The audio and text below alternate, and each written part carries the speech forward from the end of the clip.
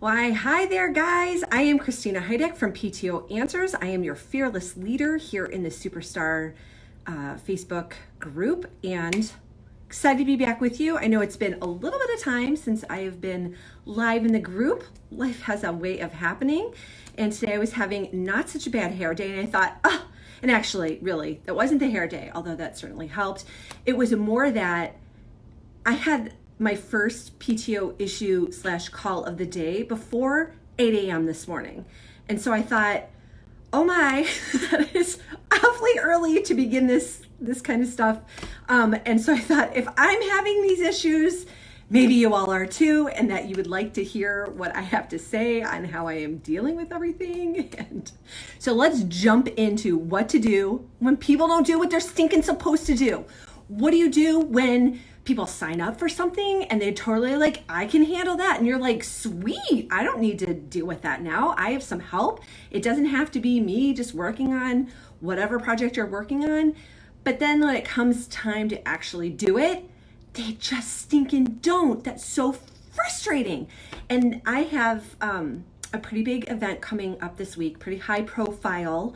As many of you know, that I am involved in several PTAs. I am the PTA Council President, and one of the main things that our PTA Council does is that we put on Founders Day, which recognizes not only the founding and beginnings of the PTA, but also we give out very high profile, very prestigious awards at this ceremony.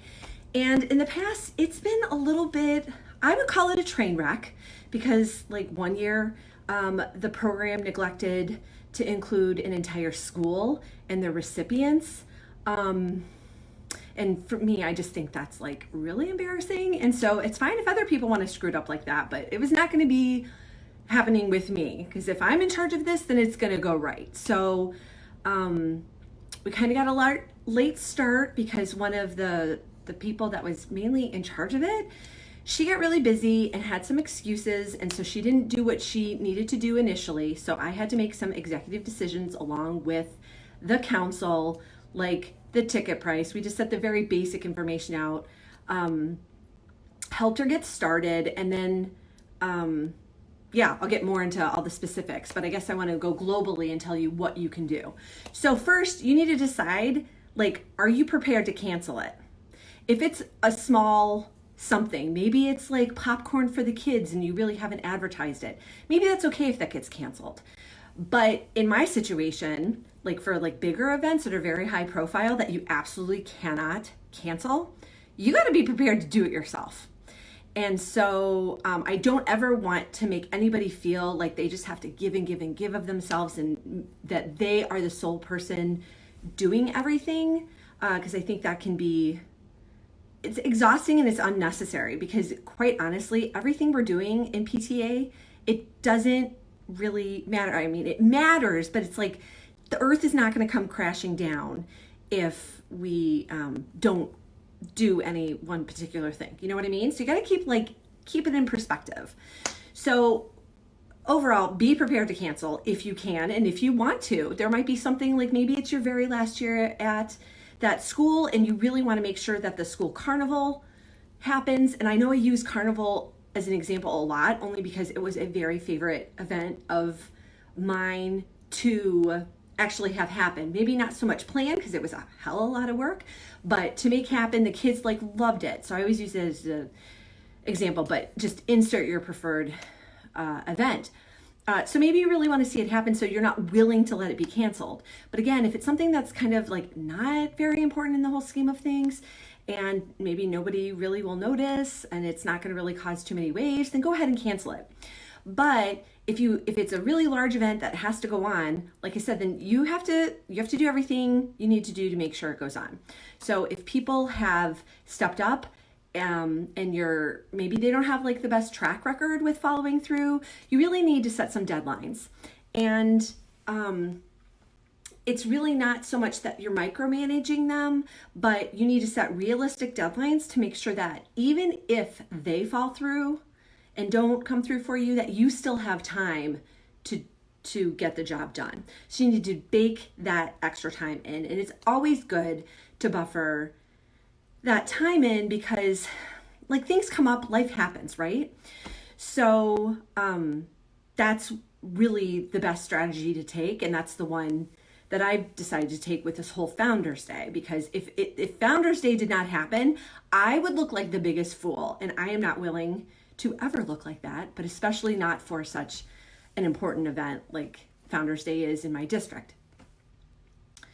So you might have some pushback from volunteers who aren't doing what they need to be doing. And they might kind of say, well, you can't micromanage me, or you don't need to micromanage me. And there's really a difference between micromanaging and like setting those deadlines, those realistic deadlines, and expecting them to come through. So when you set those deadlines, then I need you to be frequently checking in with the people who have volunteered to be in charge. And oh, you can see my dog barking, sorry. Background, such a barker. Check in with them frequently so that you can make sure that they're staying on top of things. Like with the whole Founders Day thing, I had asked for a draft of, or that is Thursday. So I had asked for a draft of the program on the 5th. So that would give me an entire week, which is a little more time than I would normally need, but this is an especially busy week for me. I think I have a meeting or something important every single night of this week, and I just knew I wouldn't have that much time. So I needed to have it done early, because in my experience, mistakes happen when things are rushed. And there is absolutely no excuse for like what happened in the years past where people were left out of the program, like their biographical information, their little blurb about them was completely left out of the program. I mean, that made our recipients feel like absolute trash. And I just didn't want that to happen. So this year I said, we're going to get it in early. We're going to have it, have enough time so that multiple people can look at it, have their eyes on it, and make some suggestions. So let's see. So last week I didn't get the program. And then the day after the deadline, I just checked in with the person that I knew was supposed to be doing the program. And I said, hey, how's it coming?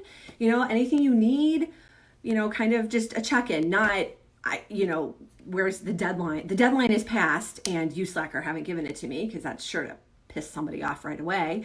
But just did like a friendly little check-in. And then a couple days went by. And remember, I baked in enough time that I knew I could still get it done in time. So she just actually sent me the draft yesterday. And let me tell you, it was trash. It was complete trash.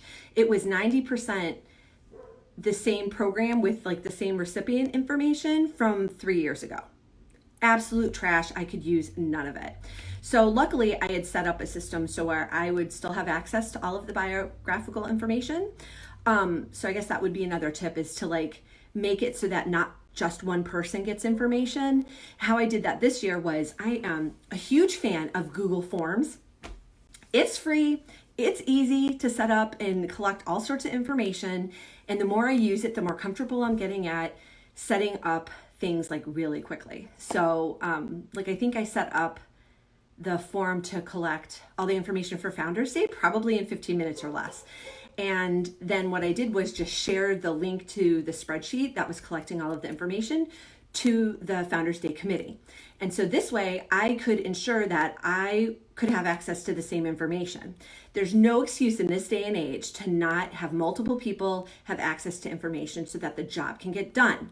That's also just being like really smart, because I kind of anticipated a problem, and boy, I'm glad I did that, because it's really served me well. Because last night when I got the draft, I was able to go in to the spreadsheet with all of the responses, because in Google Forms, if you're unfamiliar, you can set up a poll and then have all of the responses dump into a spreadsheet, which then I just downloaded and had all of the biographical information, the recipient's name, the school that they were being nominated, or the PTA unit that they were being recognized by, as well as the presenter. It was all in one place. So it was really fabulous.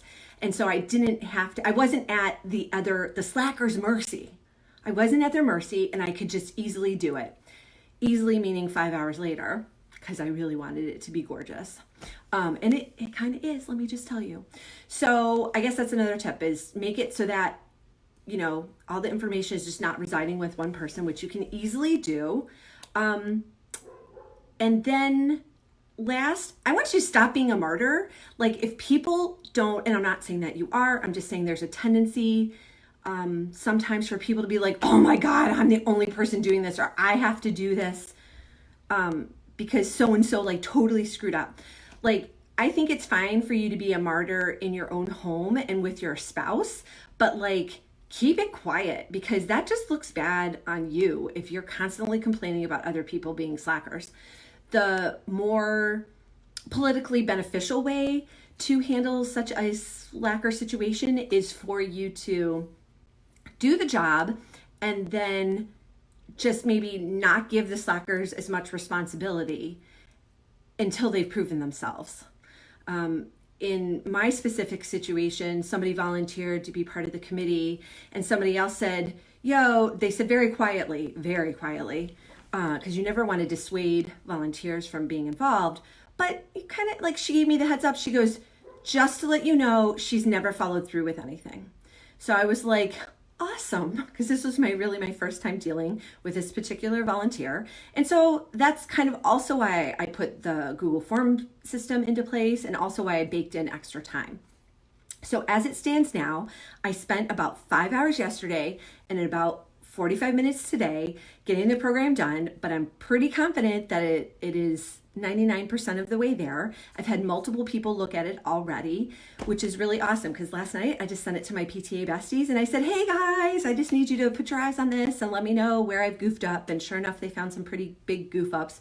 So it's just nice to have that second layer of people kind of looking at things.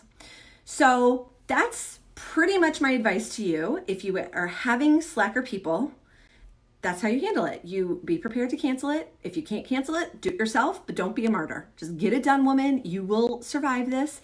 And then I guess going forward, you can kind of recalibrate how you're going to handle different situations based on the volunteer response. Sometimes the people will just kind of be embarrassed by their own behavior and they won't come back again. And that's fine. But just set those deadlines, hold firm to those deadlines, and really make your expectations clear so that there's no question and there's no chance for miscommunication. Like literally lay it all out. I guess the other thing I should mention is the committee head. Like I told you, she was a little iffy at first. What I did was anytime I had a phone conversation with her, I followed up in writing with kind of like a summary of our discussion, but I rephrased it so that there would be absolutely no question about what we talked about. Because then if I had mischaracterized our conversation, then she would have immediately written back and said, what are you talking about, woman? I never said that I could do that or whatever. But that's just kind of good practice because in that particular situation, our phone call was a little not sketchy, but tense because I had offered the volunteer an out publicly, like at the end of another PTA meeting. I said, hey, if you can't make this happen, if something's come up, just let me know and I'll handle it.